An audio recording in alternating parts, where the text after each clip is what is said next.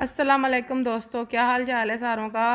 Welcome back to my channel. छुट्टियां हैं, सर्दियों की, सारे घर पर मौजूद हैं, तो हर रोज़ बन रहे हैं नए नए तरह के परोठे। तो आज भी मैंने बनाया एक नई तरह का परोठा। तो कैसे बनाया है मैं आपको दिखाती हूँ। यहाँ पे जो है मैंने एक रोटी वेल ली है। रोटी को वेलने के बाद इस पर मैंने लगाया है ऑयल। ऑयल लगाने के बाद जो है मैंने क्या किया, थोड़ा सा खुश्का डाल दिया है। खुश्का डालने के बाद मैंने छुरी उठाई है और इसके ऐसे लंबे लंबे जो है ना पीस काट लिए हैं।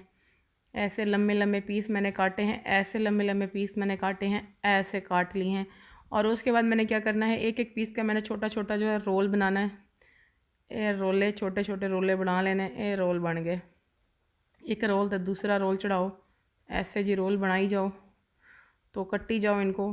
तो ये एक बड़ा सारा जो है रोला बन जाएगा। रोला नहीं बनाना, परोठा बनाना है। तो ये आखिर वाला नक्का जो है इसको भी रोल कर लें। और उसके बाद ये ऐसे जो है ना एक परोठे की शक्ल बन जाएगी। और उसके बाद आपने इसको बेलना है। और जब बेलना है तो कोशिश करनी है कि खुश्का आप ना लगाएं। अगर खुश्का लगा लें तो वो जो है ना पराठे के ऊपर ऊपर आ जाता है अजीब सा। तो जब ऑयल वगैरह लगाते हैं तो वो हल्का हल्का सा ना जल जाता है, तो वो मज़ा नहीं आता। कोशिश करें कि बग़ैर खुश्के के ही इसको बड़ा कर लें। और जनाब, तो यहाँ पे मेरा तवा जो है वो गर्म हो चुका है, तो पराठा वो उसके ऊपर आ गया है और सिकने लगा है। जनाब, एक साइड सिक गई है और दूसरी साइड जो है सिकने के लिए तैयार है। तो पराठे बनाने का असूल है कि हमेशा हल्की आंच पे बनाएं। आंच जो है कभी भी तेज़ ना करें, वरना पराठा आपका क्रिस्पी नहीं बनेगा। ऑयल लगाएं तो जब लगाएं जब रोटी थोड़ी सी सिक जाए, यानी कि पराठा थोड़ा सा पक जाए, तो फिर इसके ऊपर ऑयल लगाएं। छेती छेती ना करें।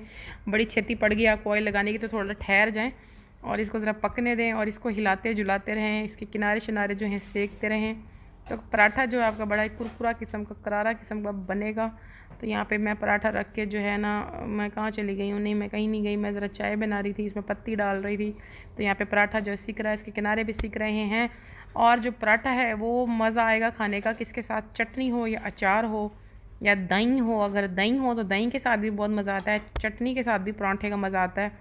और इन सारी चीज़ों के साथ पराठा बहुत स्वाद देता है। और यहाँ पे हमारा पराठा तकरीबन तैयार हो चुका है और बस अब मैंने इसको निकालना है प्लेट में। और जनाब, अगर वीडियो अच्छी लगी हो तो वीडियो को आपने लाइक करना है, वीडियो को शेयर करना है, चैनल को फॉलो करना है, सब्सक्राइब करना है अगर यूट्यूब पे देख रहे हैं तो मिलेंगे अपनी नेक्स्ट वीडियो में। तब तक के लिए टेक केयर, बाय बाय, अल्लाह हाफिज़।